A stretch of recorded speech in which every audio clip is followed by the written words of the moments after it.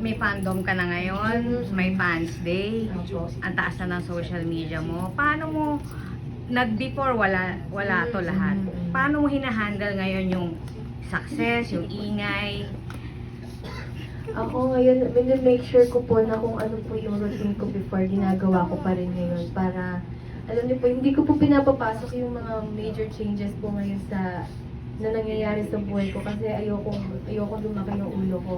Kaya, kung ano man po yung nakukuha kong blessings ngayon, yung sobrang thankful lang po talaga ako.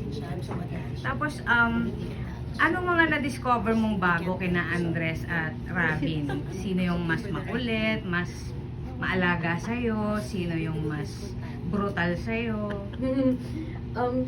Nang na-discover ko po kay Andres, parang akala ko po, di ba parang Andres Mulak na yan, tapos akala mo parang pang social lang. Hindi, kahit kanino mo siya isama, okay po siya.